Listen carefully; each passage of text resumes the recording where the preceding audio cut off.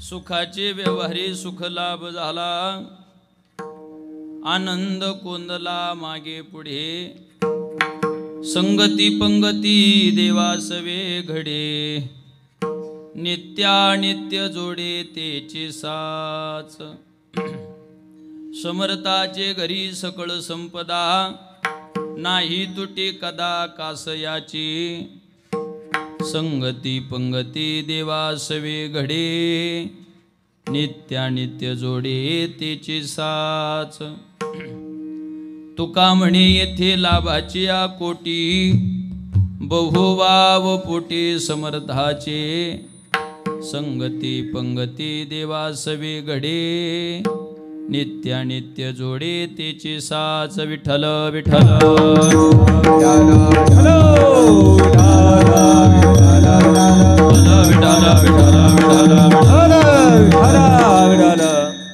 विभुम वेणुनादं चरन्तं दुरन्तं, स्वयं लीलया गोपवेशं दधानं,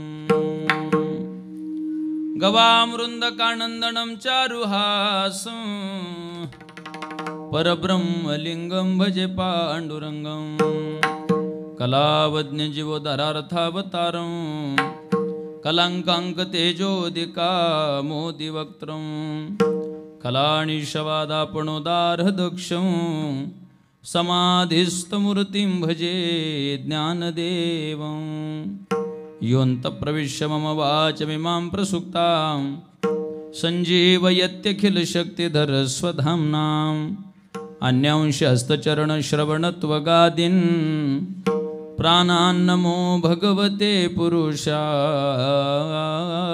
तुभ्यं, जयांची केली स्मरण होय सकळ विद्येंचे अधिकरण, तेची वंदो श्रीचरण श्रीगुरूंचे ती नमस्कारोनी आता, मस्तक माझा पायावरी या वारकरी संतांच्या, सुखाचे व्यवहारी सुख लाभ झाला, आनंद कोंदला मागे पुढे, संगती पंगती देवासवे घडे, नित्यानित्य जोडे तेची साच. प्रस्तुत प्राप्त प्रसंगी कीर्तनरूपी सेवेकरता निवडलेला अभंग महान वैष्णव भक्त देवचे सुप्रसिद्ध साधू वारकरी संप्रदायाच्या कळसस्थानी विराजमान असणारे जगद्वंदनीय जगद्गुरु तुकाराम महाराज यांचा 4 चरणाचा साधा सरळ सोपा असा अभंग असून अभंगाच्या माध्यमातून जगद्गुरु तुकोबाराय परमार्थामध्ये मला सुखाचा लाभ कोणत्या गोष्टीमुळे झाला असा स्वतःचा अनुभव या अभंगामध्ये प्रतिपादित करतात. विठ्ठल विठ्ठल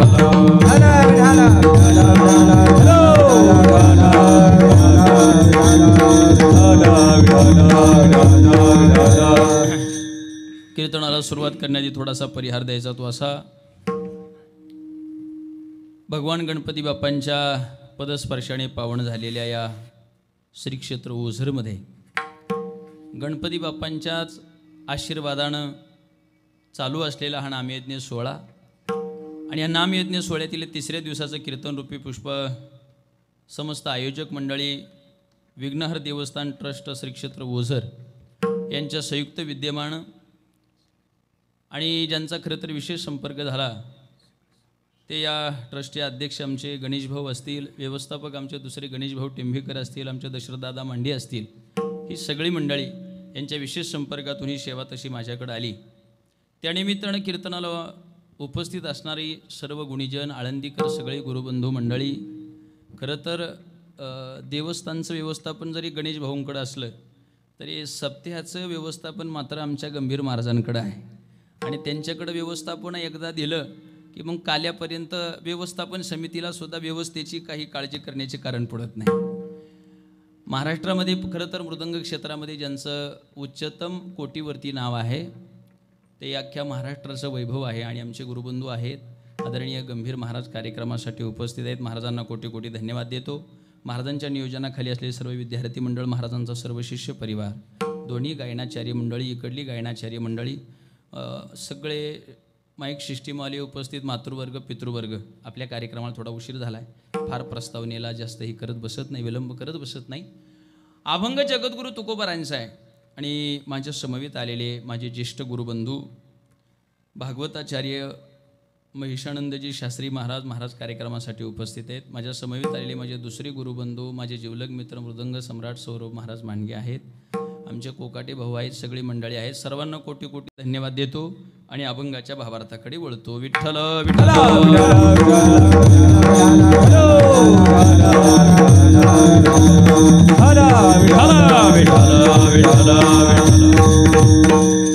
अभंग जगद्गुरु तुकाराम महाराजांचा आहे. अभंगाच्या माध्यमातून जगद्गुरु तुकोबार आहे.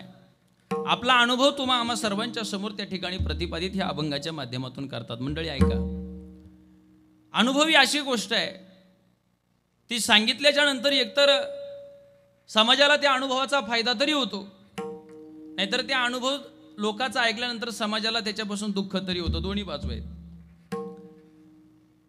दोन बाजू आहे की संसारातला अनुभव आहे आणि दुसरा परमार्थातला अनुभव आहे. संसारात पहिली गोष्ट अनुभव येत नाहीत, आले तर ते योग्य रीतीनं प्रतिपादित करता येत नाहीत आणि प्रतिपादित करता आलेच तर ते समाजाच्या उपयोगाचे नाहीत. परमार्थातला प्रत्येक येणारा अनुभव हा समाजाच्या हिताचा आहे. तो फक्त योग्य रीतीनं प्रतिपादित केला पाहिजे आणि परमार्थाचा अनुभव प्रत्येकाच्या उपयोगाचा पण आहे. विठ्ठल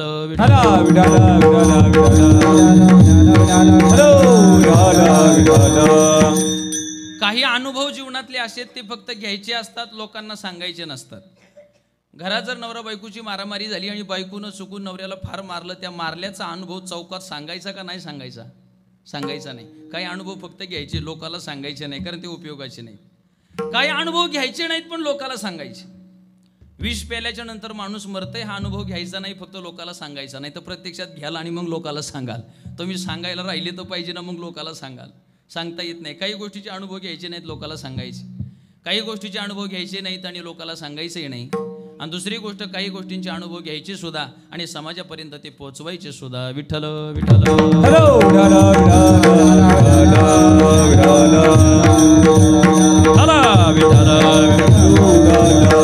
शक्यतो अनुभव जो जगाला सांगायचा तो परमार्थातला असला पाहिजे. कारण संसारातले अनुभव म्हणजे राणी दुखी या दुखी भेटले. दोन व्यक्ती संसारातले एकत्र आल्याच्या नंतर त्यांनी जरी किती एकमेकाचा अनुभव सांगितला तरी तो पण दुखी आणि हा पण दुखी आहे. आणि दुखी माणसाने जर एखादा अनुभव सांगितला तर त्याचं दुःख वाढल, पण त्याचं दुःख कमी होत नाही. कारण अनुभव सांगणारा सुद्धा दुःखीच आहे. अनुभव सांगणारा त्या क्वालिटीचा असला पाहिजे, म्हणजे समोरच्या माणसाचं दुःख त्या निमित्तानं कमी होतं. काय संसारातला अनुभव समाजाच्या कामाचा आहे तुम्ही मला सांगा, काय उपयोगाचा नाही? सांगतो तुम्हाला, ऐका. दोघं नवरा बायको पण दोघांचं कधी पटायचंच नाही. महिला मंडळ बारकाई नाही. पत्नी त्याला भेटली पण बिचाऱ्याला कर्मधर्म योगायोगानं ती पत्नी थोडीशी आगाऊ भेटली. घरामध्ये मंदिरामध्ये घंटा आणि संसारात तंटा हा चालतच राहायचं. पण ती बायको थोडीशी आगाऊ असल्यामुळं दोघांचा जर काही वादविवाद झाला तर फक्त काही शाब्दिक चकमक होत नव्हती. जणू काही चीन आणि पाकिस्तान हे दोघे जसे भारतावर तुटून पडतात तशी ती माता माऊली त्याच्यावर तुटून पडायची. कोणावरती? नवऱ्यावरती. तिचं हत्यार असायचं लाटणं घेऊन त्याला मारायची. मारल्याच्या नंतर गडी इतका कंटाळा काय करावं. एके दिवशी टेन्शन आलं, गावच्या चौकामध्ये जाऊन बसला. गावच्या चौकामध्ये जाऊन बसल्याच्या नंतर त्याचा मित्र भेटला आणि मित्र म्हणला, रामा अरे काय झालं? तो म्हटला काय सांगू, जीवन जगण्यात इंटरेस्ट राहिला नाही, वाटतंय आत्महत्या करावी. त्याने सांगितलं, बाबा आत्महत्या करू नको, लागलं तर 4-5 दिवस बाहेर कुठेतरी निघून जा, राग शांत झाल्यावर ये, कारण परत हा नरदेह मिळायचा नाही. आत्महत्या करू नको, अरे तुझ्या पाठीमागं संसार आहे, मुलं बाळ आहेत. अरे म्हणले त्यांचाच तर कंटाळा आलाय. जिच्यावरती एवढं प्रेम करतो नितांत थोडंसं काहीतरी घरामध्ये क्रॉस झालं का बायको लाटणं घेऊन घेते आणि मला मारते, कंटाळा आलाय म्हटले. मग ही गोष्ट अशी आहे ना, शेजारच्याला सांगता येत ना, तंटामुक्ती अध्यक्षाला सांगता येत नाही, गावच्या सरपंचाला सांगता येत नाही, पाटलाला सांगता येत, काय करावं. झाकली मूठ किती लाखाची? 1.25 लाखाची. हां, ह्या काही 1.25 लाखाच्या मूठी लईच भारी आहेत महाराज. हे 1.25 लाखाची मूठ सांगतो तुम्हाला, ऐका. आपले गणपती बाप्पासारखं एक देवस्थान होतं आणि देवस्थानचं मंदिर थोडंसं जुनं होतं, पण तिथे एक राजा येणार होता.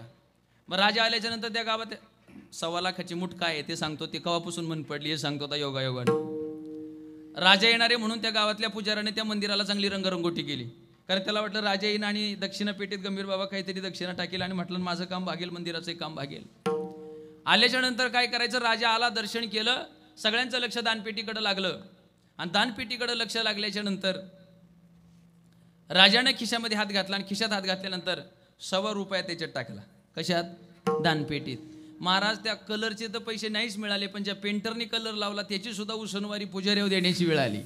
पण पुजारी म्हणला एवढ्या सहजासहजी मी राजाला जाऊ देणार नाही. राजाच्या भोजनाची व्यवस्था जिथं होती तिथं बाहेर त्यांनी ती दानपेटीतली गोष्ट घेतली आणि दानपेटीतली गोष्ट घेतल्यानंतर त्यांनी एका सुंदर वस्त्रामध्ये तो ₹1.25 बांधला. त्याला वरच्यावर अशी आकर्षक पेटी तयार केली आणि आकर्षक पेटी एका फार मोठ्या चांदीच्या ताटामध्ये घेऊन तो तिथं भर सभेमध्ये आला. नगारा वाजवला, सगळ्या लोकांना सांगितलं, ऐका, सकाळी आपल्या प्रदेशाचे राजे मंदिरामध्ये आले होते. त्यांनी एक आकर्षक वस्तू दानपेटीमध्ये टाकली आणि त्या वस्तूचा मला लिलाव करायचा आहे. जर कोणाला घ्यायचा असेल तर त्यांनी बोली करायला मंदिरापुढे या.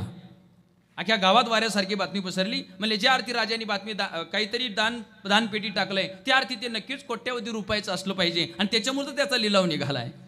सगळेजण आले आणि सगळेजण आल्याच्या नंतर लिलावाला सुरुवात झाली. पण काही माणसं थोडीशी विचित्र असतात.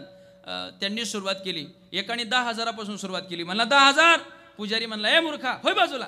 10,000 राजाची भेट कुठे मिळते का? चालायचं नाही, चल 10,000 मिळत नाही, होय बाजूला. तो बाजूला झाला. त्यांनी ती अशी मुठीमध्ये धरली होती, वस्तू अशी मुठीत धरली होती. तेवढ्यात राजाला बातमी कळाली. म्हणजे तुम्ही दानपेटीत काय टाकलं? म्हणले काय झालं? म्हणजे त्याचा लिलाव चालू झालाय बाहेर आणि पुजाऱ्यानं ती मुठीमध्ये धरलंय म्हणले. राजा म्हणला, जर त्यांनी आपली मूठ खोलली तर आपल्या इज्जतीचा काय पंचनामा व्हायला वेळ लागायचा नाही. तोपर्यंत राजा धावत गेला. कोण म्हटले 50,000? तो म्हणायचा हो बाजूला. शेवटी एक जण म्हणला 1,00,000. ते म्हणला, जोपर्यंत माझ्या मनासारखी किंमत मिळत नाही तोपर्यंत मी मूठ उघडणार नाही. 1,00,000ची बोली होईपर्यंत राजा तिथं गेला आणि राजाने पुजाऱ्याच्या पायाला मिठी मारली. म्हणला 1,25,000 पण मूठ उघडू. तुझ्या लक्षात आलं का? त्यापासून मन पडली, झाकली मूठ 1,25,000ची. विठ्ठल विठ्ठल.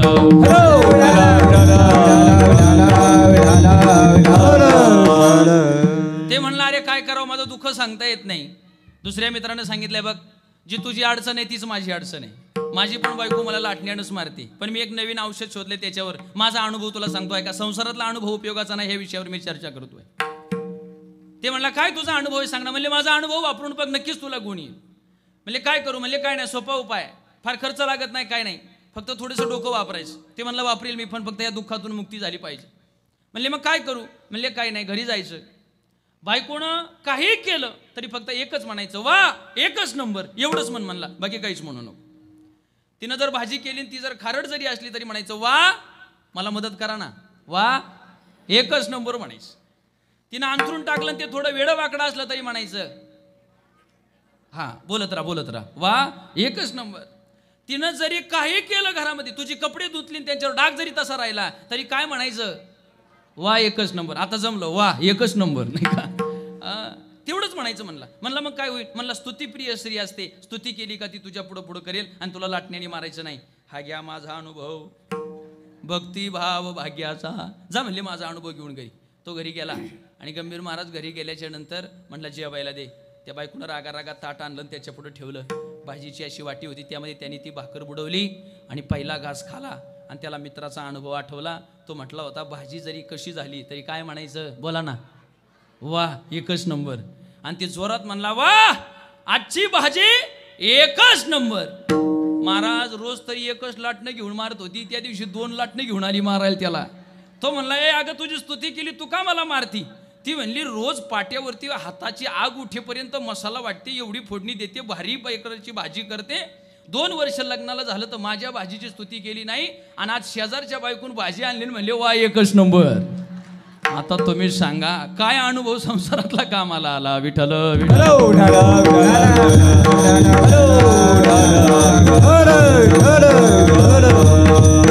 संसारातला अनुभव एकतर चांगला नसतो आणि सांगितला जगाला तर जगाच्या कामाला येत नाही. पण परमार्थातला एक आणि एक गोष्टीचा येणारा जो अनुभव आहे तो मात्र जगाला सांगितला पाहिजे.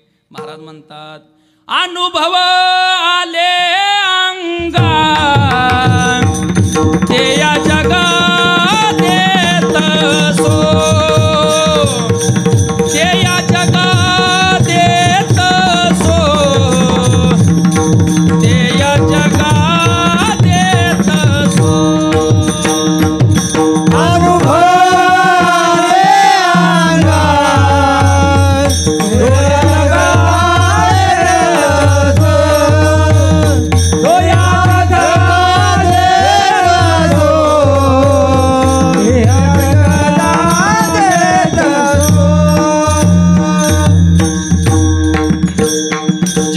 तुकोबारायांनी सुद्धा जगतामध्ये आपली अनुभूती प्रकट करत असताना संसारातली अनुभूती नाही सांगितली, परमार्थामध्ये जे जे अनुभव आले ते जगाला सांगण्याचा प्रामाणिक प्रयत्न केला. तसा आजच्या अभंगामध्ये जगद्गुरु तुकोबाराय परमार्थाचा अनुभव सांगतात.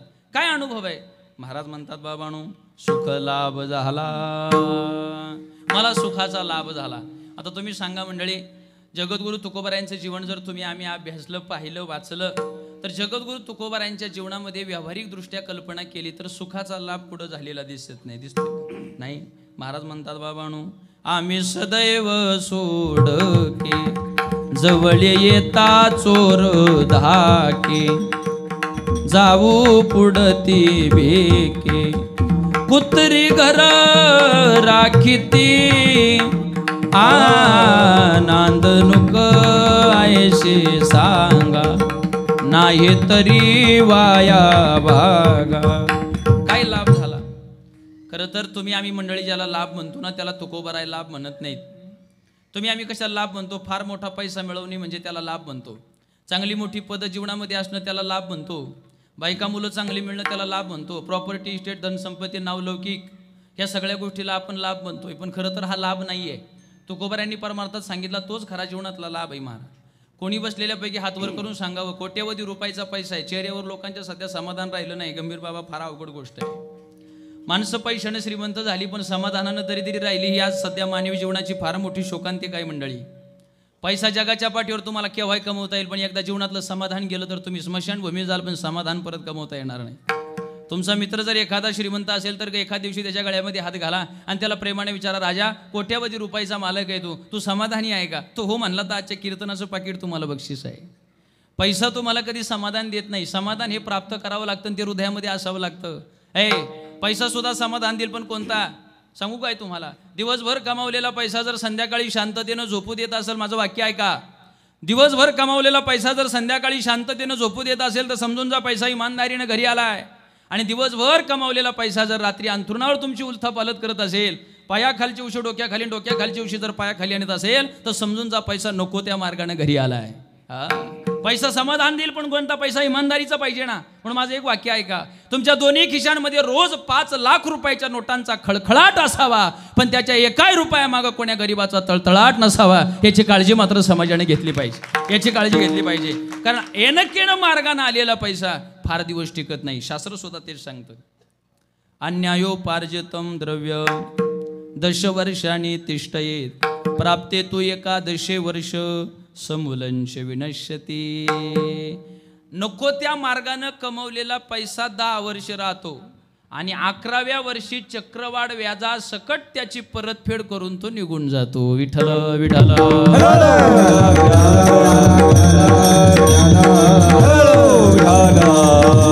म्हणून फार संपत्ती जवळ असणं म्हणजे हे काय लौकिकाचं काम नाही. हा फार मोठा लाभ नाही. 10 कोटीचा बंगला असला तर कुणी टेरेसवर जाळत नाही. बंगला कशाला म्हणायचं माहितीये का? प्रत्येकाच्या गावाच्या जवळी स्मशानभूमी तो प्रत्येकाचा बंगला आहे. कारण बंगला त्यालाच म्हणायचं जिथं गेल्यावर आपल्याला कोणी उठ म्हणत नाही, त्याचं नाव बंगला. आणि तो बंगला आपली सगळ्यांची वाट पाहतोय. श्रीमंत माणसांच्या इथं गेलं की बटन दाबलं का गार पाणी, बटन दाबलं का गरम पाणी आहे. लाखो रुपयाची शॉवर आहेत, पण शेवटचा आंघोळ ग्रामपंचायतीचा रस्ताच आहे, मोडलेली खाटच आहे. शेवटी कोणी शॉवर खाली धुवून आणत नाही. हातभर आयुष्यभर हातभर गादीवर झोपणारी माणसं स्मशानभूमीत गेल्याच्या नंतर आहे त्या लाकडांवर ऍडजस्टमेंट करतात. तक्रार कोणी करत नाही. तुकोबाराय म्हणतात, पलंगणी हाला सुपती पण शेवटी गोवर या संगाती. सगळ्या गोष्टींच्या समाजाने किमती वाढवल्या, पण अजून कपाळाला लोक माणसं मेल्यावर रुपयाच लावतात. ओझरमध्ये किती आहे? आमच्या खेड तालुक्यात रुपयाच आहे. मग जुन्नर तालुका थोडासा जरा पाण्याखालचा भाग असल्यामुळे जर ठोकळ्याची किंमत वाढवली असेल तर मला सांगता नाही यायची. किती ओझरमध्ये? एकच आहे. तुम्ही सांगा, श्रीमंत माणूस मेला तर कपाळाला रुपयाच आहे, आणि माझ्यासारखा तुमच्यासारखा गरीब मेला तर कपाळाला रुपयाच आहे. का लोकांनी रुपयाची किंमत वाढवली नाही? आजच्या कीर्तनातलं माझं एवढं वाक्य घरी घेऊन जा. त्या रुपयाला तुम्हाला सांगायचं आहे, आयुष्यात किती कमव, जातानी तुझी किंमत 1 रुपया आहे. बरं, थाटामाटात घरापासून आहे ना, चौघांच्या खांद्यावर रुपया लावून गेला. दुसऱ्या दिवशी आपल्या पुणे जिल्ह्यात दुसऱ्या दिवशी सावडायची पद्धत आहे. दुसऱ्या दिवशी माणसं सावडायला गेली ना, ऐका ना, तर तो रुपया सुद्धा गावच्या स्मशानभूमीत टाकून गेला. जन्माला आलो तेव्हा आईनं पहिल्या वस्त्रात गुंडाळलं, त्याचं नाव होतं बाळूतं. आणि मेल्यावर गावकी भावकी समाज शेवटच्या वस्त्रात गुंडाळणारे, त्याचं नाव आहे कफन. जन्माला आलो, आयुष्यात पहिलं वस्त्र मिळालं त्या बाळू, त्याला खिसा नाही. आणि मेल्यावर शेवटचं वस्त्र गुंडाळणारे, त्याला खिसा नाही. मधल्या काळात खिसं कापायची आणि भरायची केवढी धावपळ आहे. बारकाईनं ध्यानात धरा. काही नाही येणार संघ. याचं जरा भान राखू द्या. म्हणून ऐका, पैसा कमवू नका ह्या दुमताचा नाही, पण पैसा कमवता कमवता आयुष्यात कधीतरी कुणाचा तरी आशीर्वाद कमवा. जिथं पैसा कमी पडेल तिथं आशीर्वाद देवदूत होऊन तुमचं काम केल्याशिवाय राहणार नाही. विठ्ठल विठ्ठल.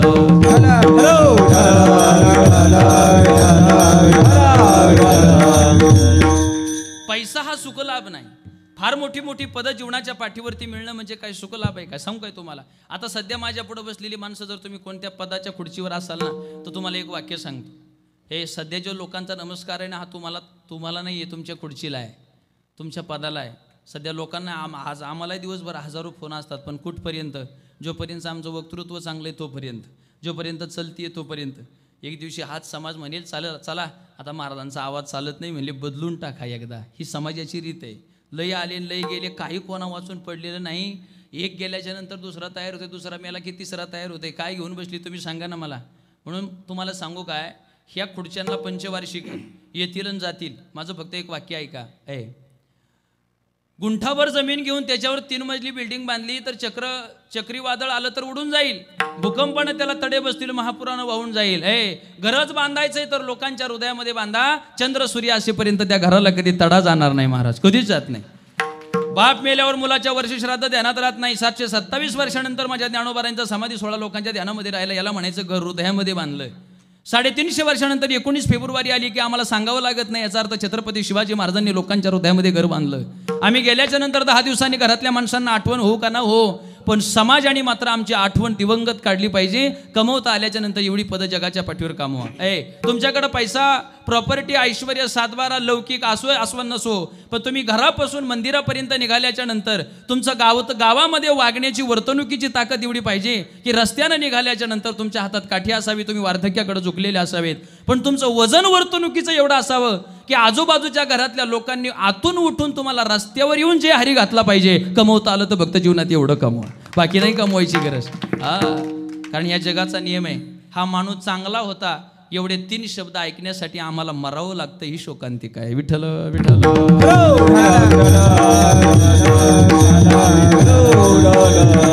तुमची आमची पद कुचकामी त्याच्यात नवल नाही. महाराज म्हणतात, ब्रह्मादिक पदे दुःखाची शिराणी. विकू आणि आवाज द्या. ब्रह्मादिक पदे दुःखाची शिराणी.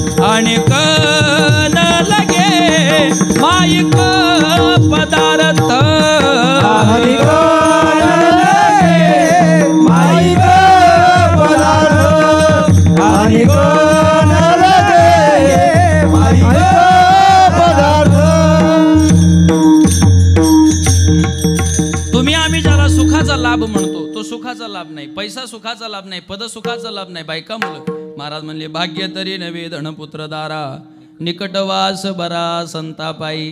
का? ज्यांना तुम्ही आम्ही लाभ म्हणतो, आयुष्याच्या सरती शेवटी ती कामाला येत नाही. तुकोबरायांच्या जीवनामध्ये ना पैसा, ना प्रॉपर्टी, ना ऐश्वर्य, ना सत्ता, ना काही नाही मिळालं. महाराज म्हणले, अक्षयी साचार केली सायासानी घर, एरांडाशी हार तुझा भारण साथे, धन कन घरोघरी, पोट भरे भिकेवरी, जतन ते करे कोण गुरे वासरे. मग तुम्हाला काहीच नाही मिळालं. तुम्हाला सांगू काय, तुकोबरायांची एक पत्नी अन्न करता मेली. महाराज म्हणतात, श्री एका अन्न करता मेली. तुम्ही सांगा, तुकोबरायांची एक बायको अन्न करता मेली. आता एखाद्या महाराजाची बायको अन्न करता करता जर मेली तर काय होईल सांगू काय? आता एखाद्या महाराजाची बायको अन्न करता करता नाही, पण अन्न खाऊन खाऊन मरण्याची दाट शक्यता आहे महाराज. कारण तेवढं सध्या बऱ्यापैकी समाजामध्ये आहे. तेवढं तुकोबरायांनी इतकी परिस्थिती वाईट आताच्या सध्याच्या परिस्थिती नाही. मग जर एक बायको तुमची अन्न करता मरत असेल, घराची जर तुमची अवस्था अशी असेल, तुमचा मुलाला मुतखडा झाल्याच्या नंतर नगाऱ्यासारखं पोट होऊन जर उपचाराअभावी तो मुलगा तुमचा गतप्राण झाला असेल, तर आजच्या अभंगामध्ये तुकोबाऱ्या अनुभूती सांगताना म्हणतात सुखाचा लाभ झाला. काय विश्लेषण करावं या अभंगाचं तुम्ही मला सांगा. काय सुखाचा लाभ झाला? तुकोबाऱ्यांना व्यावहारिक दृष्ट्या सुखाचा लाभ नाही झाला, पण परमार्थिक दृष्ट्या तुकोबाऱ्यांनी इतका सुखाचा लाभ जगाच्या पाठीवर दुसरं कोणाला झाला नाही महाराज. तुकोबाऱ्यांनी इतका लाभ नाही झाला जगाच्या पाठीवर. पण काय लाभ झाला? महाराज म्हणतात अंतकाळी विठू आम्हाशी पावला, अंतकाळी विठू आम्हाशी पावला. विको द्या विको.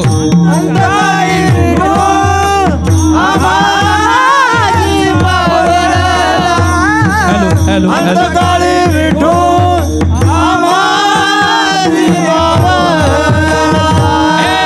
अंतकाळी विठू आम्हाशी पावला, अंतकाळी विठू आम्हाशी पावला, अंतकाळी विठू आम्हाशी पावला, अंतकाळी विठू आम्हाशी पावला.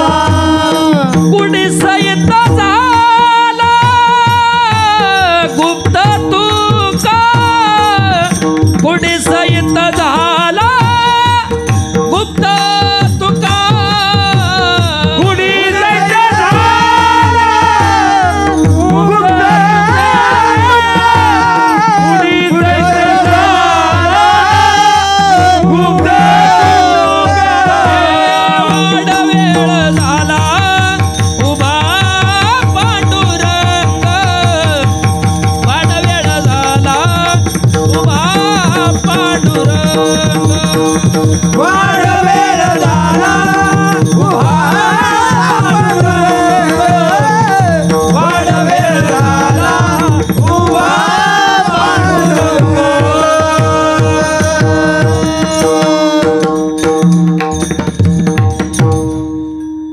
तुम्हाला जीवनामध्ये सर्वोत्तम संपत्ती कमवता येईल, सर्वोत्तम पद कमवता येतील, चांगली मुलं बाळं तुम्हाला जगतामध्ये प्राप्त होतील, बायको चांगले मिळेल, ऐश्वर्य मिळेल, प्रॉपर्टी मिळेल, नावलौकिक मिळेल, पण विठोबा मिळेल का नाही याची गॅरंटी सध्या बसलेल्यापैकी ना मला आहे ना मग तुम्हाला आहे.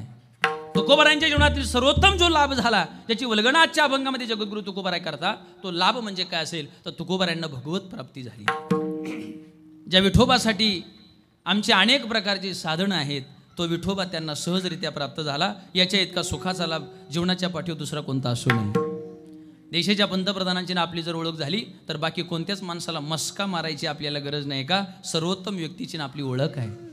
जगाच्या पाठीवर देव भेटल्याच्या नंतर सर्व सुखी आजी येथेची ओळली, सगळी सुख त्याच्यामुळं प्राप्त होतात. तो भगवान परमात्मा तुकोबारायांना प्राप्त झाला. महाराज म्हणतात सुख लाभ झाला तो सहजासहजी भेटत नाही, तो भेटण्यासाठी फार सायास आहेत. महाराज म्हणले सोन्याचे पर्वत करवती पाषाण, अवघे रानो रान कल्पतरू, परी हे दुर्लभ विठोबाचे पाय, विठोबाचे पाय. दुर्लभ असणारा असा भगवान परमात्मा आहे. ते हे उपाय न सरते. पण तो भगवान परमात्मा तुकोबारायांच्या जीवनामध्ये प्राप्त झाला. महाराज म्हणले मला हा सुखाचा लाभ झाला, याच्या व्यतिरिक्त दुसरा सुखाचा लाभ जगाच्या पाठीवर असत नाही. पण तुकोबारायांना विचारलं महाराज अनेक प्रकारची साधनं करून तो भगवान परमात्मा प्राप्त होत नाही. नाना साधनाच्या केल्या खटापटा, परित्यान पवते याच्या दारवंटावो. तो भगवान परमात्मा मिळत नाही. पण तो तुम्हाला मिळाला, सुख लाभ झाला. पण त्याच्यासाठी तुम्ही नेमकं काय केलं त्याचं उत्तर अभंगाच्या पहिल्या चरणात. सुखाचे शेजार सुख लाभ झाला, सुखाचे शेजार सुख लाभ झाला, सुखाचे शेजार सुख लाभ झाला, सुखाचे शेजार सुख लाभ झाला, सुखाचे व्यवहारे सुख लाभ झाला, सुखाचे व्यवहारे सुख लाभ झाला, सुखाचे व्यवहारे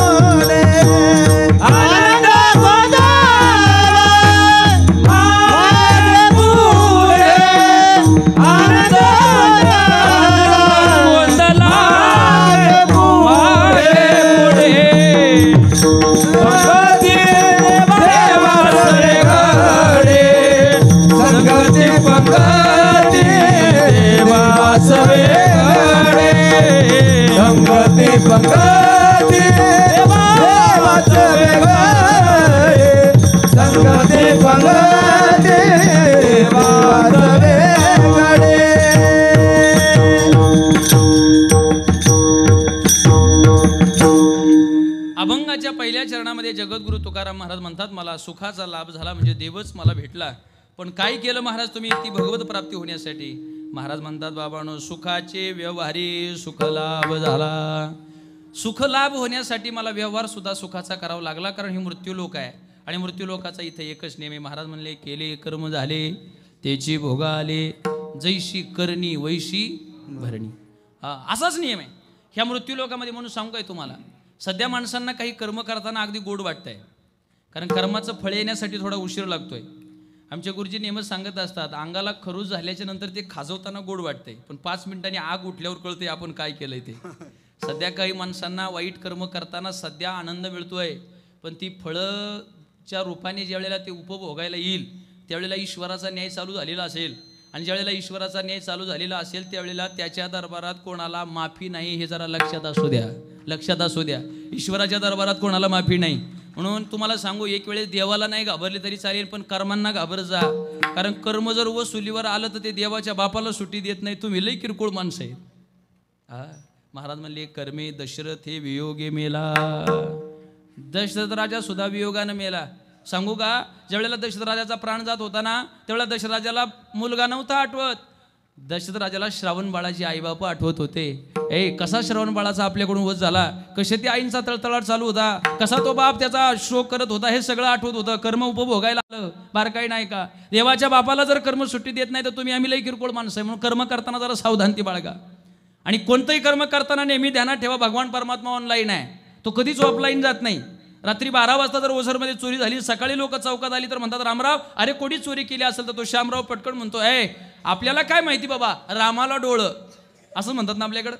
अशीच म्हणे, याचा अर्थ 12 वाजता सुद्धा राम काय होता, जागा असतोय. राम तुमच्या प्रत्येक, आणि सांगू असं पहिली लोक म्हणायची, नातवानं काय आजोबानं केलं की ते नातवानं फेडायचं. हे असल्या भ्रामक कल्पनेतून बाहेर या, ज्याचं कर्म त्याच्या संग आहे. तुम्ही मेल्याच्या नंतर तुम्हाला ते भोगावं लागतं. म्हणून कर्माची फार जबाबदारी घ्या, सांगतो तुम्हाला. जसं कर्म असतं ना तसंच ते उपभोगायला येतं. तुकोबाराय म्हणले, मी सुखाचा व्यवहार केला आणि मला जो लाभ झाला तो सुद्धा सुखाचा झाला. ऐका, काही काही माणसांचे व्यवहार सुखाचे आहेत पण लाभ दुःखाचा आहे. काही काही माणसांचे व्यवहार दुःखाचे आहेत पण त्यांना लाभ सुखाचा आहे. काही काही माणसांचे व्यवहारही दुःखाचे आहेत, त्यांना लाभही दुःखाचा आहे. आणि काही काहींचे व्यवहारही सुखाचे आहेत आणि काही काहींना त्याचा लाभही सुखाचा होतो. 4 कोट्या सांगितल्या, त्यापैकी पहिली कोटी. काही काही माणसांचे व्यवहार फार सुखाचे आहेत पण लाभ दुःखाचा आहे. लाभ मात्र दुःखाचा मिळतो. तुम्ही सांगा, दारू पिताना, तंबाखू खाताना, गांजा ओढताना लई गोड वाटते, पण एकदा डॉक्टरनी सांगितलं ना किडन्या खराब झाल्यात आणि आता त्या काही काम करीत नाही, मग कळते काय झालं ते. कधी कधी व्यवहार सुखाचे असतात पण लाभ दुःखाचा होतो. सांगतो तुम्हाला, 2 ओझरचे मित्र होते, मुंबईसारख्या ठिकाणी गेले आणि मुंबईसारख्या ठिकाणी गेल्यानंतर दोघे नाक्यावर कामाला लागले. त्यातला एक असा बुद्धिवान होता की तो इतका चॅप्टरगडी होता की तो काम करता करता तिथला मुकादम झाला, प्रॉपर्टी घेतली, बंगले बांधले. पण त्याचा दुसरा मित्र होता तो बिचारा गरीब राहिला. ऐका, गरीब राहिल्याच्या नंतर त्या गरीब मित्रानं काय करा, रोज 1000 रुपये कमवले की 700 त्याच्या रुपये त्याच्याकडे ठेवायला द्यावे मित्राकडे, सांगायचं पोरीच्या लग्नाला दे.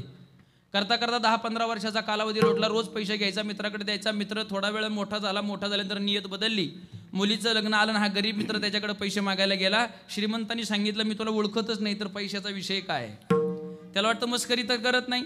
त्याला असा विश्वास होता 5 लाख रुपये झाला असतील तर माझा मित्र मला 6 लाख रुपये करून देईल, कारण मित्रावर तेवढा विश्वास होता.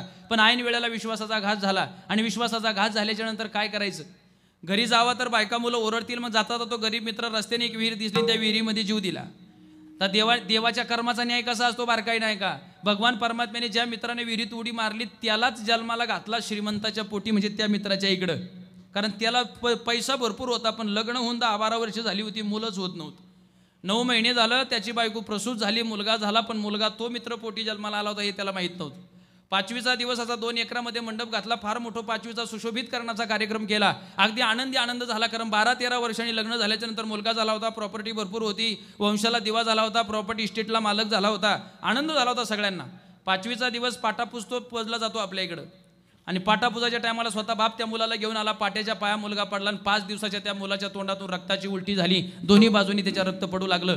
बापाला त्या ठिकाणी घाबरला, इतका थरकाप झाला अंगाचा, लगेच ॲम्ब्युलन्स बोलवली, दवाखान्यात नेलं. 5 लाख बुडवले होते त्या मित्राचे. कर्म कसं हिशोबावर येतं यासाठी सांगतोय का. मित्राचे 5 लाख बुडवले होते मंडळी. ते 5 लाख फेडण्यासाठी तो मित्र त्याच्या पोटी जन्माला गेला. आणि तो लहान 5 दिवसाचा असताना तोंडातून रक्ताची उलटी झाली आणि त्याला दवाखान्यात भरती केलं. दवाखान्यातला डॉक्टर म्हणला 5 लाख डिपॉझिट भरल्याशिवाय आम्ही आत घेत. तुमच्या ध्यानात आलं का 5 लाखाचा हिशोब? डिपॉझिटमध्येच गेलं ते. आणि तो म्हणला खोऱ्यानी पैसा उडीन पण माझा पोरगा जगला पाहिजे, कारण 12 वर्षांनी मुलगा झालाय, एकुलता एक आहे आणि तेवढाच माझ्या वंशाचा दिवा आहे, जगला पाहिजे, मला काही माहिती नाही. मंडळी 10-12 दिवस झाले, शर्तीचे प्रयत्न केले, प्रयत्नाची पराकाष्ठा केली, पण कोणत्याच प्रयत्नाला यश येत नव्हतं. 10 दिवसांनी त्या डॉक्टरनी त्याच्या बापाला बोलून घेतलं आणि सांगितलं, राजा तू माझा मित्र आहे, पैसा वेस्ट घालू नको.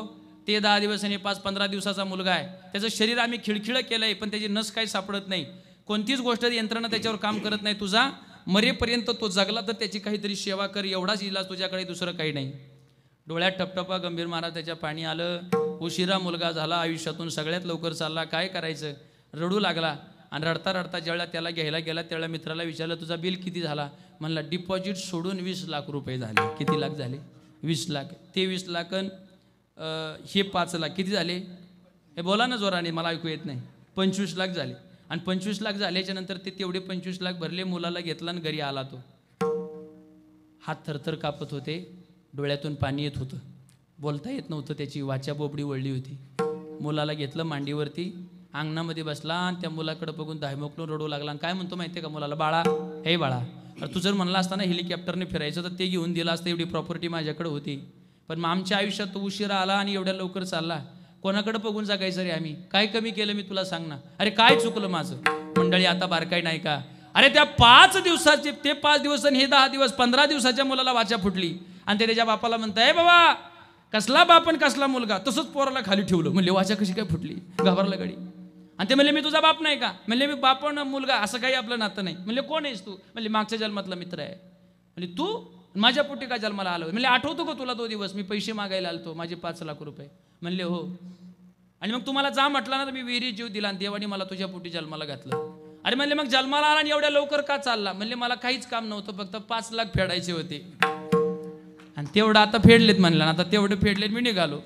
अरे म्हणले पण तुझे 5च लाख बुडवले, पण दवाखान्यात तो माझे 25 लाख घालवले, त्या वरच्या 20 लाखाचा हिशोब काय? गंभीर महाराज ते हसता हसता म्हणलं ते चक्रवाढ व्याज आहे, ते सगळं घेऊन चाललो मी आता. विठ्ठल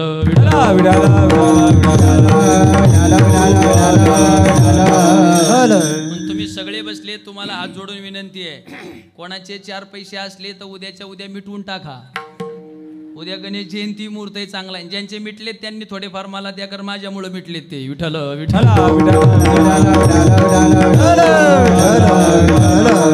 पैसा बुडवणं हा व्यवहार सुखाचा आहे, पण परिणाम 20 लाख रुपये गेले हा त्याचा लाभ दुःखाचा आहे. काही माणसांचे व्यवहार सुखाचे आहेत, लाभ दुःखाचा. काहींचे व्यवहार दुःखाचे आहेत पण लाभ सुखाचा. हे हिमालयामध्ये जे साधू आहेत ना, महाराज म्हणले साधूने बचनाग खाते तोळा तोळा, इतराने डोळा न देखवे. हा, ते साधू काय करतात, एका बरणीमध्ये विषारी साप ठेवतात, त्याला 4-5-6 दिवस काही खायलाच देत नाही. आणि एकदा किती समाधीतून उत्थान झाले का त्या सापाला वर काढतात आणि त्याच्या फणीवरती फटका मारतात, आणि फटका मारला का तो चावताळतो, चावताळला की ती आपली स्वतःची जीभ बाहेर काढतात, आणि मग तो साप काय करतो, त्या जिभेला दंश करतो.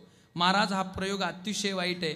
महाराज म्हणले हा व्यवहार जरी दुःखाचा दिसत असला तरी त्या विषयाच्या यानं त्यांच्या समाधीची अवस्था अगदी उच्चतम होते. त्या नादामध्ये ते समाधीमध्ये जाऊन भगवान परमात्म्याचं भजन करतात.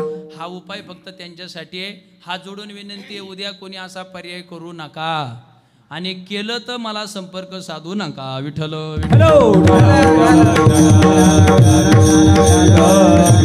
कधी कधी व्यवहार दुःखाचा पण लाभ सुखाचा. कधी कधी काही माणसांचे व्यवहारही दुःखाचे आणि त्यांचा लाभही दुःखाचाच असतो. सांगतो ऐक, महिला मंडळ तुमच्यासाठी सांगतो. एक माता माऊली होती घरामध्ये, तिचा नवऱ्याचा असा 36चा आकडा. तिची एकच इच्छा असायची, नवरा जे बोलन त्याच्या उलटं वागायची.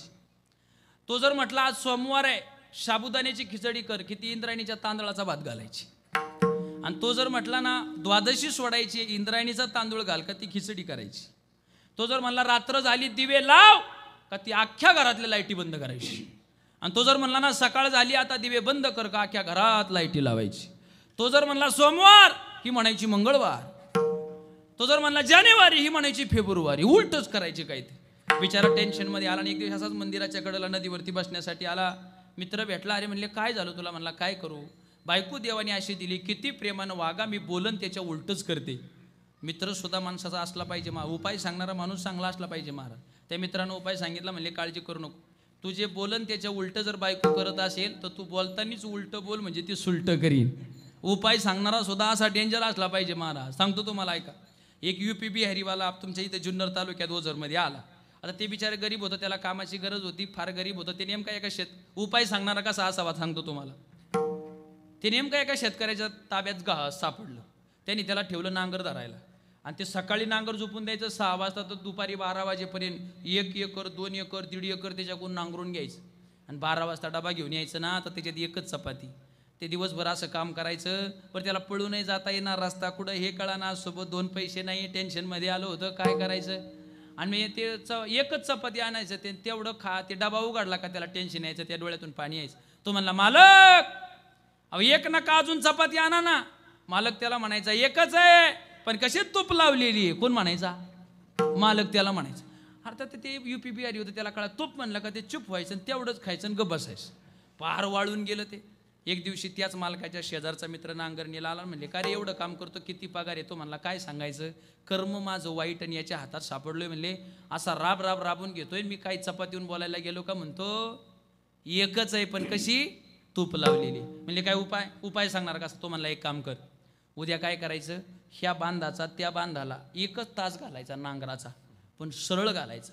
आणि जर वाकडा झालाच तर बैल सोडून दे, खोरं घेऊन सरळ कर, खोऱ्याने सरळ कर, पण अजिबात वाकडा होऊ द्यायचा नाही. उपाय सांगितला त्याला. आणि उपाय सांगितला, ते मित्र गेला निघून. हा सकाळी उठला, 6 वाजता नांगर धरला, इथून सुरुवात केली तर तिथपर्यंत 1 तास घातला, बैल सोडून दिली, निवांत झाला. ते सगळं बाजूला ठेवला सरजाम, आणि बाजूला ठेवल्यानंतर तो जो तास होता तो सरळ केला आणि एका झाडाखाली झोपला. मालक बरोबर 12:15 डबा घेऊन आला. तर बैलांचा आवाज येत नाही, नांगराचा आवाज येत नाही. शेतकरी कुठे गेला कळत नाही. त्याला वाटलं पळून तर गेला नाही ना, काही तर झालं नाही ना. पाहिलं तर आज झाडाखाली झोपला. जवळ गेला आणि त्याला उठवलं. म्हणले, काय झालं, कंटाळा आला का? म्हणला, तसं काही नाही. बैल काम करत नाहीत का? तसंही काही नाही. मग तू का झोपला? म्हणला, काही नाही, निवांत झोपलोय. म्हणले, नांगरणी? म्हणले, हे काय? कोणला म्हणला? त्याला. अरे ते म्हणले, हे काय? ते म्हणले, काय नाही मालक. ते म्हणले, तू दिवसभर किती नांगरत असतो? म्हणले, 2 एकर. आणि म्हणले, आज काय केलं? म्हणले, एकच नांगरले. म्हणले, असं काय केलं? ते हुशार होतं. गंभीर महाराज ते म्हणला, एकच आहे पण कसं नीट आहे. कोण म्हणलं? त्या मालकाला म्हणलं. ते परत दुसरं काय झालं का? त्याचा फक्त एवढाच एक शब्द असायचा. मग तो मालक म्हणला, बाबा वाकडे तिकडे असू दे पण 100-200 तास घालीत जा. मग तो म्हणला, मालक बिना तुपाचे असू द्या पण 10-12 चपाती आणि जा. याच्यावर विषय मिटला, त्यांचा खटकाच मिटला त्याच्यावर. मला सांगायचं, उपाय सांगणारा हुशार असा. मित्रानं उपाय सांगितलं, गेलं घरी. आणि त्याने सांगितलं होतं की मित्राने असं सांगितलं की आपण जसा व्यवहार दुःखाचा तसंच नवऱ्याला त्रास देणं दुःखाची गोष्ट, लाभ दुःखाचा झाला. त्यासाठी सांगतो. हा घरी गेला, मित्राची आठवण झाली. मला मित्रांनी सांगितलं की उलटं बोलायचं म्हणजे सुलटं करीन. तेवढ्यात तिचा भाऊ घरी आला होता महाराज. आणि भाऊ घरी आला, त्याला वाटलं आता ही पुरणाच्या पोळ्या करीन, काहीतरी याला खायला घालीन, आपल्या घरातलं सगळं संपून जाईन. तो म्हणला आता हिला उलटं बोलायचं. तो तिच्याजवळ गेला आणि म्हणला, ऐक, लग्न झालं त्यानंतर 10 वर्षांनी तुझा भाऊ घरी आलाय. एवढ्या दिवसांना मेहुणा आणि दाजी एका पंक्तीला बसणारे. बऱ्याच दिवसांनी तुझा भाऊ घरी आलाय. तू असतोय अमेरिकेला, तो काही येत नाही, तो एवढ्या दिवसांनी घरी आलाय. मग मी आता पटकन नारायणगावला जातो, एक आंब्याची पेटी घेऊन येतो. तर तू काय कर, चांगली डाळ शिजत घाल, मस्तपैकी पुरणपोळ्या कर. मी येताना तुपाचा डबा घेऊन येतो. आम्ही दोघं एका पंक्तीला बसतो. मस्त तूप, पोळी आणि आंबरस खायचा.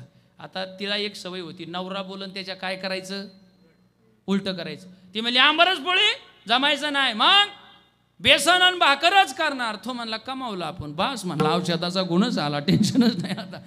तिचा भाऊ म्हणला, ही काय कैकईच्या पॅनलची आहे का काय? दाजी म्हणतात पुरणपोळी, ही म्हणती असं नाही करायचं. टेन्शन आलं त्याला. तो लय हुशार होतो. तो म्हणला, जी आरती भाऊ आलाय ती आरती आता ही उद्या माहेरी जाईल आणि माझ्या खाण्यापिण्याची अडचण होईल, मग काय करायचं? तो तिला संध्याकाळी जेवण झालं, गंभीर महाराज तिच्या जवळ गेला आणि म्हणतो, ऐक भाऊ, तुझा एवढ्या दिवसांनी घरी आलाय, 10 वर्ष झालं तू माहेरी गेली नाही, तुझे आईबाप म्हातारे झालेत, काही घटकीचा भरवसा कोणाचा नाही, काही घरी कार्यक्रम आहेत, कार्यक्रमाला तुझ्या बहिणी आल्यात, तू उद्या याच्या सोबत घरी जा, 10, 12, 15, 20 दिवस राहा. जवळ तुझं मन भरत नाही तोवर राहा. बहिणी बाळांची भेट होईल, आईबापांची भेट होईल, त्यांचं हृदय सुपासारखं मोठं होईल. आणि तुझी एकदा इच्छा संपली का मला फोन कर, मी न्यायला येतो. ती म्हणली, म्हणजे तुमचं काय म्हणणं आहे? माहेरी जा. ती म्हणली, जमायचंच नाही, इथंच थांबणार. तो म्हणला, कमावलं, बरं झालं म्हणलं, आता नाही जा. दुसऱ्या दिवशी त्याच्या बापाचं वर्ष श्राद्ध.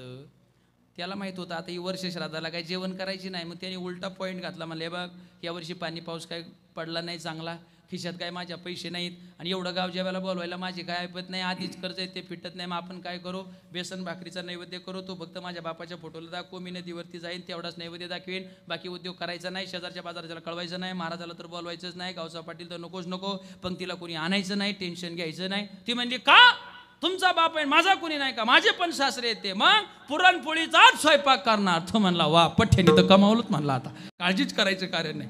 महाराज सकाळी 2:30 वाजता उठले ना, असा पुरणपोळ्याचा स्वयंपाक केला, काय बोलायचंच नाही. त्याने नैवेद्य दाखवला इथं फोटोला, म्हणला मी नदीला चाललो नैवेद्य दाखवायला, पण तो म्हणला मी एकटाच जाणार. पिटली ना ती म्हणली तुम्ही एकटे जाणार म्हणजे, मी एवढा स्वयंपाक बनवला, मी पण येणार. गेली त्याच्या माग. नदीला पाणी आलं होतं, पावसाळ्याचे दिवस होते, चांगलाच पूर आला होता.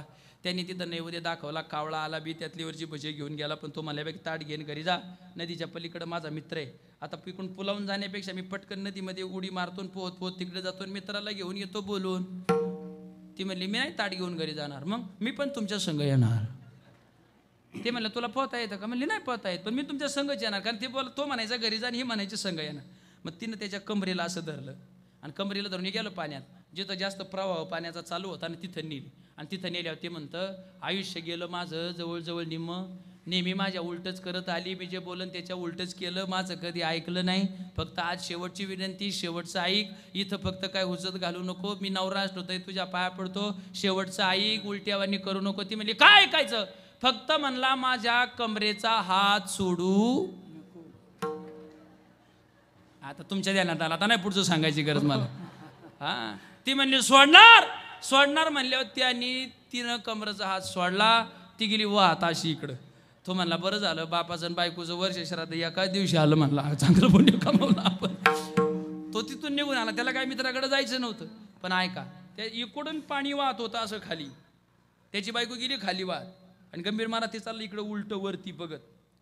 एका माणसाने विचारलं म्हणजे इकडं कुठं चालला रे, म्हणला माझी बायको वाहून गेली. म्हणजे कुठं, ओझर गणपतीच्या शेजारच्याच बाजूनं वाहत गेली. अरे म्हणले मग बायको खाली गेली असेल, तू इकडं कुठं चालला. ते म्हणला तुम्हाला नाही सूत्र कळायचं, ती उरफाटी होती ती इकडंच गेली असेल, म्हणला वाहत. आता काय करायचं, जसा व्यवहार तसा त्याचा लाभ होतो. विठ्ठल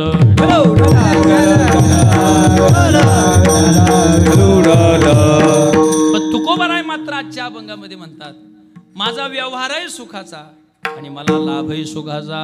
मग तुकोबारांनी व्यवहार सुखाचा काय केला, महाराज म्हणतात सुखाचा व्यवहार कोणता केला. दीन रजनी हाची धंदा, गोविंदाचे पवाडे, रात्र न कळे दिवस न कळे, अंगी खेळे दैवत. गोविंदासनी गोविंद शेणी, गोविंद त्या मणी बैसला शे.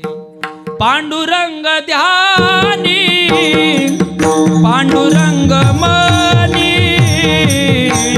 पांडुरंग ध्यानी पांडुरंग मनी.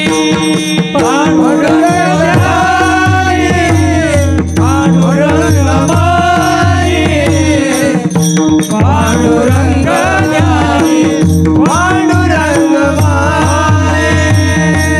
पांडुरंग ध्यानी पांडुरंग मनी, पांडुरंग ध्यानी पांडुरंग मनी.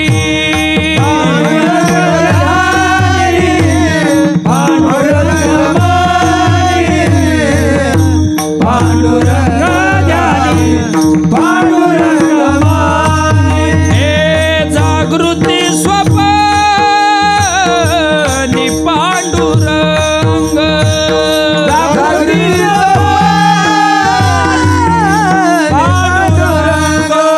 जागृती स्वप्नी पांडुरंग, जागृती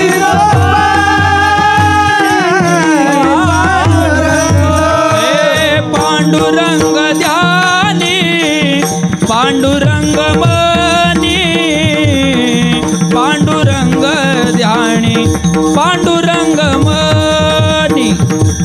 पांडुरंग ध्यानी पांडुरंग मनी, पांडुरंग ध्यानी पांडुरंग मनी. पांडुरंग ध्यानी पांडुरंग मनी, पांडुरंग ध्यानी पांडुरंग मनी.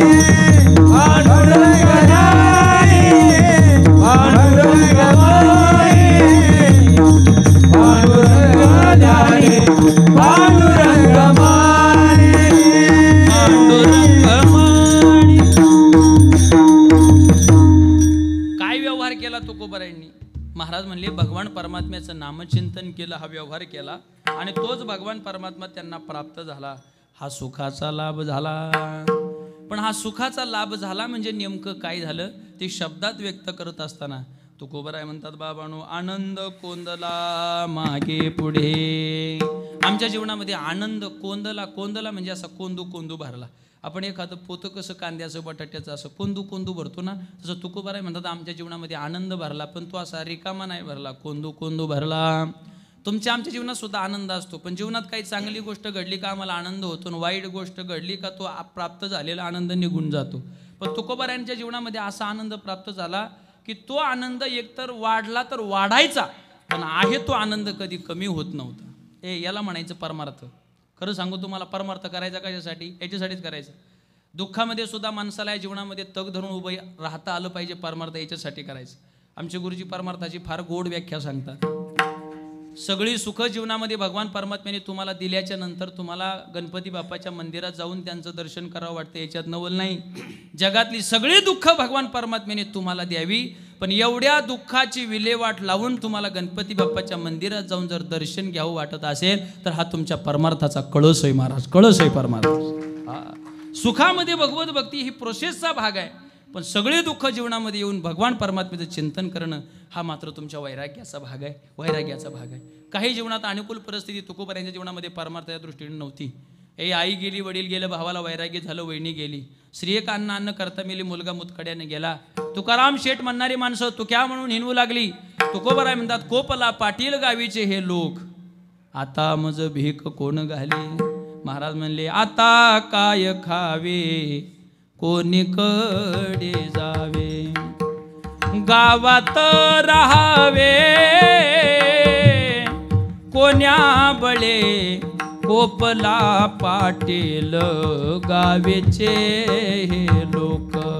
काय परिस्थिती होती, पण परमार्थाचा कळस केला ना तुकोबरायांनी, कळस केला. इतका आनंद जीवनात तुकोबरायांनी इतका आनंद जीवनात कुठंच नाही, सांगतो तुम्हाला. तुकोबराय झोपत होते ना, झोपत ती त्यांची गादी सुद्धा सुखाची होती, सुखाची. आपल्यासारखी स्पंच गादी नव्हती. तुकोबराय म्हणतात, तुका म्हणे मग नये वृत्तीवरी, सुखाची शेजारी पहुडवेन. सुखाच्या शेजेवरती तुकोबराय झोपत होते. मंडळी ऐका, तुम्ही म्हणाल महाराज शेज सुखाची होती पण झोप सुखाची होती का? तुकोबराय म्हणले, हो झोप सुद्धा. कारण काही माणसांना गाद्या चांगल्या आहेत, कारण पैशानं गादी मिळते, झोप नाही ना विकत घेता येत. पैशानं पुस्तकं विकत घेता येतात, ज्ञान मिळत नाही, ज्ञान नाही मिळत. तुकोबरायांना सुखाची गादी होती आम्हाला कळालं, पण तुकोबरायांना सुखाची झोप लागत होती का? सध्या लोकांना गाद्या चांगल्या आहेत पण झोप नाही. आणि चांगली झोप हे माणसाच्या चांगल्या श्रीमंतीचं लक्षण आहे. काही माणसांना झोपायच्या 4-4 गोळ्या आहेत, काहींच्या गोळ्या पोटात जाऊन झोपल्या, गडी जागच आहे, झोपा नाही त्यांना. आणि झोपेसाठी जर तुम्हाला गोळ्या घ्याव्या लागत असं तर तुमच्या इतकं दरिद्री माणसं तू जीवनात दुसरी कुठं नाहीत माना. झोप हे आनंदाचं माध्यम आहे. तुकोबराय म्हणतात, मला जी झोप येत होती ती कशी होती? महाराज म्हणले, सुखे मी निजलो गा, शून्य सारोनी तेथे, त्रिकुट शिखरी गा, दान मिळे आये ते. सुखे मी निजलो गा, गादी सुखाची, त्याच्यावर झोप सुखाची. तुकोबराय सकाळी उठल्या विचारला, आंघोळीला कुठं जात होते? महाराज म्हणले, आनंदाचे डोही आनंद तरंग, आनंदाचे अंग आनंदाची. आनंदाच्या डोहावर आंघोळ करायला जात होतो, आनंदाने आंघोळ करत होतो. तुकोबरायांना विचारलं, कपडे कोणते घालत होते? महाराज म्हणले, सर्व सुख ल्यालो, सर्व अलंकार, आनंदे निर्भर डुल्लत सो. मला सांगायचं, आनंद कोंदला मागे पुढे. गादी सुखाची, झोप सुखाची. आंघोळीला जात होते सकाळी उठल्याच्या नंतर, तो डोहा आनंदाचा. आंघोळ झाल्याच्या नंतर कपडे घालत होती, ती कपडे सुद्धा सुखाची होती. तुकोबरायांना विचारलं, एवढ्यावर भागत नाही, याची काय व्यवस्था होती? महाराज म्हणतात, तुका मने खातो आनंदाचे लाडू, नका चर पडू घ्या रे तुम्ही, नका चर पडू घ्या रे तुम्ही. तुका मने खातो आनंदाचे लाडू, नका चर पडू घ्या रे तुम्ही, नका चर पडू घ्या रे तुम्ही. तुकोबराय म्हटले, मी आनंदाचे लाडू खात होतो. तुकोबारांना विचारलं पोटभर मिळत होते, कारण पंक्तीत 2 प्रकारचे पदार्थ असतात. श्रीखंड गुलाबजाम ह्यासारखे जे महागडे स्वीट आणि लोकांना अपेक्षेपेक्षा जास्त आवडणारे जे पदार्थ असतात ते एक असतो, आणि एक आपला रेग्युलर असतो आमटी भात. आपल्या पुण्यात शाकभाजी जरा चांगल्यापैकी प्रसिद्ध आहे. हे आमटी भातवाले आहेत ना, याच्यासाठी सुद्धा प्रमाणे गात्यात, आणि श्रीखंडासाठी सुद्धा महाराज प्रमाणे. हे आमटी भातावाले येतानाच म्हणतात, काय म्हणतात माहिती आहे का? किती जन्म झाला फेरा गणित नाही जी दातारा. आमटी भातावाला सारखा येतो पंक्ती, पण श्रीखंडावाला म्हणतो आता मागुता येईल फेरा येतून गडेची यान गरा. तुकोबारांना विचारलं आनंदाचे लाडू होते पण पोटभर होते का? तुकोबारा म्हणले पोट भरलं हे कशावरून कळतं? डेकर आल्याच्या नंतर डेकरे जेवण दिशे साचे नाही तरी काचे कुंथा कुंथी. डेकर आला का समजायचं जेवण व्यवस्थित झालं. मग महाराज म्हणले आम्हाला डेकर येत होता ना, तो सुद्धा कशाचा होता? महाराज म्हणले येती तयाचे डेकर आनंदाचे हरे हर आनंदाचे हरे हर आनंदाचे हरे हर. आता परत एकदा ऐका, किती आनंद कोंदला होता तुकोबारांच्या जीवनात. गादी सुखाची, झोप सुखाची, आनंदाचा डोहा आंघोळीला, कपडे घालायला सुखाची, खायला सुखाचे लाडू होते, आणि ढेकर सुद्धा आनंदाचा येत होता. म्हणून तुकोबाराय म्हणतात आनंद कोंदला मागे पुढे. सध्या तुमची परिस्थिती काय आहे? तुकोबारांनी विचारलं. महाराजांनी सांगितलं अभंगाच्या दुसऱ्या संगती पंगती देव सवे घडे संगती पंगती देव सवे घडे संगती पंगती देवा सवे घडे संगती पंगती देवा सवे घडे नित्य नित्य जोडे हेच साथ नित्य नित्य जोडे तेच साथ संगती पंगती देवा सवे कडे संगती पंगती देवा सवे घडे नित्यानित्य जोडे तेच साथ नित्यानित्य जोडे तेच साथ संगती पंगती देवा सवे जोडे संगती पंगती देवा सवे जोडे. विठोबा रघुमाई. टाळी वाजवा, टाळी वाजवा सगळं. विठोबा रघुमाई. विठोबा रघुमाई हरी विठोबा रघुमाई विठोबा रघुमाई विठोबा रघुमाई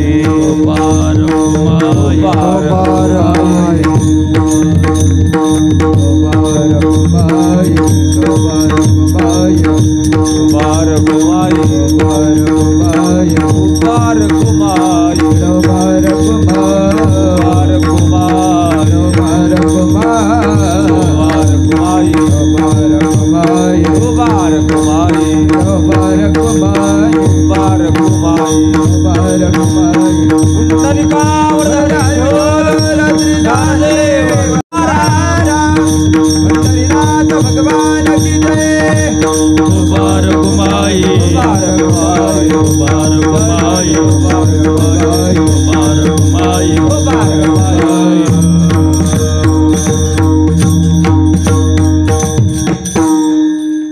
कार्यक्रमाच्या पत्रिकेनुसार आपला नियोजित वेळ तसा संपला आहे. थोडं उशिरा कीर्तन चालू झालं होतं. 5 ते 10 मिनटं तुमची घेणार आहे आणि शेवेला पूर्णविरामाकडे नेणार आहे. महाराज म्हणतात संगती पंगती देवा सवे घडे नित्यानित्य जोडे तेचे साज. सध्या तुमची परिस्थिती काय? महाराज म्हणले आमची परिस्थिती सध्या एवढीच आहे, आम्हाला संगतीसुद्धा देवाची आहे आणि आम्हाला पंगतीसुद्धा देवाची. कधी कधी माणसांना संगती चांगल्याची असते पण संध्याकाळची पंगती नको त्यांची असते. कधी कधी पंगती साधू संतांची असते पण संगती मात्र दुर्जनाची असते. संगती चुकली पंगती चांगली असून उपयोग नाही, पण पंगती चांगली असली तर संगती वाईटांची असून उपयोग होणार नाही. दोघांचं साधर्म्य ज्या वेळेला एका ठिकाणी येईल त्यावेळेला संगती प्लस पंगती एकत्रित होऊन माणसाचं भविष्य उज्ज्वल दिशेला जाईल. विठ्ठल विठ्ठल.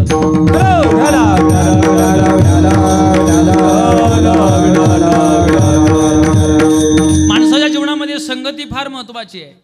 संगतीनं जर ठरवलं तर माणूस स्वर्गापर्यंत जातो आणि संगतीने जर ठरवलं तर माणूस नरकामध्ये जातो. संगती तुम्ही कोणाची करता याला फार अवलंबून आहे. ऐका, एक व्यक्ती दुधाची बाटली घेऊन एका ताडीच्या झाडाखाली बसला आणि दूध पित होता. येणारी जाणारी लोक काय म्हणतील? काय म्हणतील? ताडी पितोय. एखाद्या चुकीच्या झाडाखाली बसले तर लोक अशी चर्चा करतात. मग मंडळी ऐका ना, गावामध्ये 12 वाजेपर्यंत चौकात तुम्ही कोणाच्या सोबत बसतायचं, गाव तुमची काय चर्चा करत असली याचं भान कधीतरी असलं पाहिजे. माझं एक वाक्य आजच्या कीर्तनातून घरी न्या. संगती राजाची कराल तर कधी गुलाम बनून ठेवील सांगता येत नाही.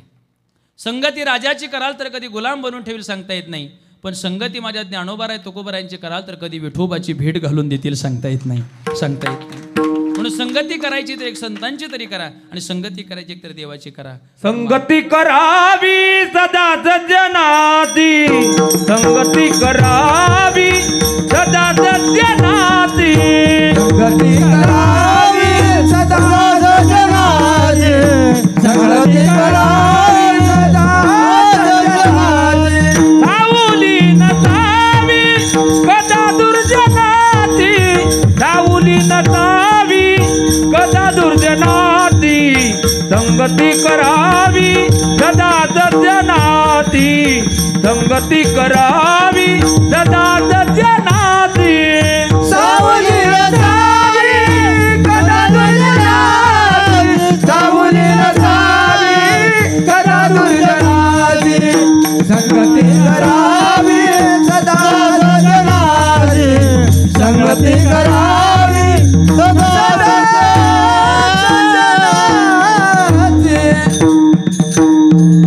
सदा सज्जनाच्या संगतीमध्ये माणसानं राहिलं पाहिजे.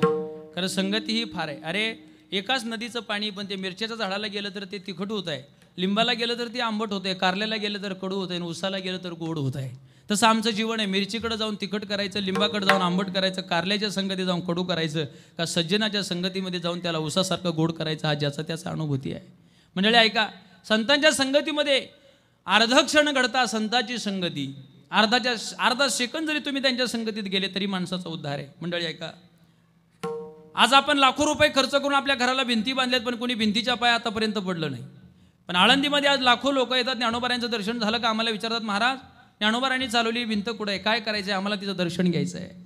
चीन देशाच्या भोवती भिंत बांधली पण शेजारच्या राष्ट्रातले लोक त्याच्यावर बॉम्ब नेऊन टाकतात, गोळ्या घालतात, पण पाया कोणी पडत नाही. पण आळंदीमध्ये ज्ञानोबारायांचा पदस्पर्श झाला आणि एका ज्या निर्जीव भिंतीला झाला त्या भिंतीचं मंदिर तयार झालं. ही माझ्या ज्ञानोबारायांची फार मोठी ताकद आहे महाराज.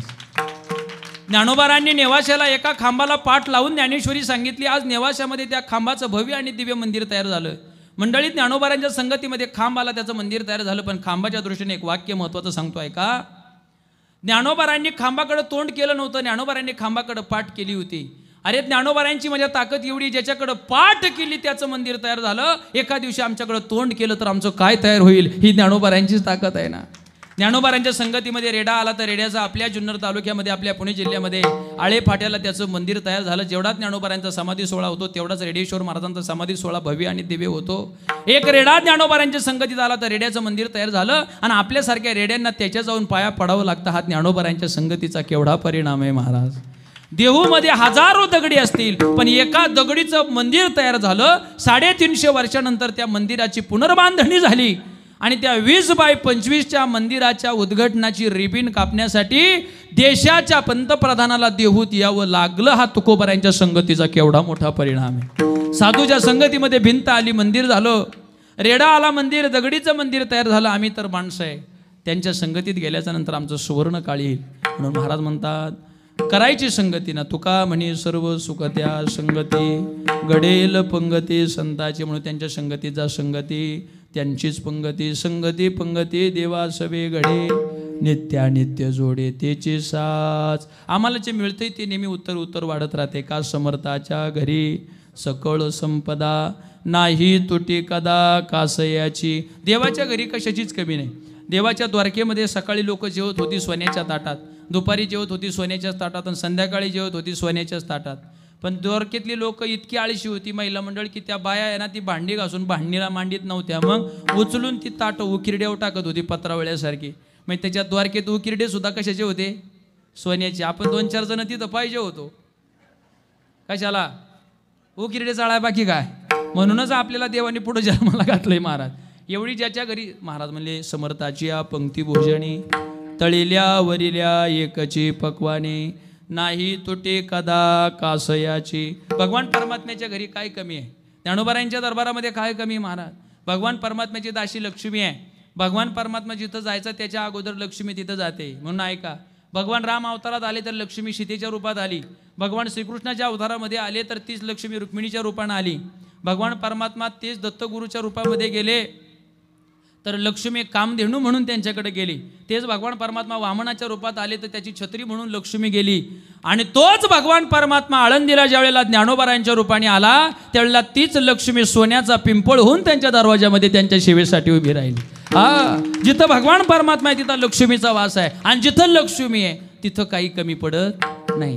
म्हणून सांगतो तुम्हाला, लक्ष्मी कोणाच्या पाठीमागे लागते माहिती आहे का? लक्ष्मी पतिव्रता आहे आणि विठोबा तिचा नवरा आहे. जे नवऱ्याची सेवा करतात ना ती त्यांच्या मागं जाते आणि जे तिच्या नवऱ्याची माळ गळ्यात घालत नाही, त्याची वारी करत नाही, ती म्हणती हा माझ्या नवऱ्याचा भक्त नाही, मी जाईन याच्याकडे पण 2-4 दिवस जाईन आणि परत अशी निघून जाईन का वर्षभर याला तोंड दाखवणार नाही. म्हणून त्याची भक्ती करा. त्याची भक्ती केली की लक्ष्मीला कमी पडत नाही. म्हणून महाराज म्हणतात, बाबांनो समर्थाच्या घरी सकळ संपदा नाही तोटे कदा कासयाचे. का? तिथं लाभाच्या कोटी आहेत. अभंगाचं शेवटचं शेवट. कामने येथे लाभाची कोटी, तू कामने येथे लाभाची कोटी, तू कामने येथे लाभाची कोटी, तू कामने येते लाभाची कोटी. बहुवाव पोटी समर्थाचे, बहुवाव पोटी समर्थाचे, संगती पंगती देवात वेगाडे, संगती पंगती देवात वेगाडे. बहुवाव पोटी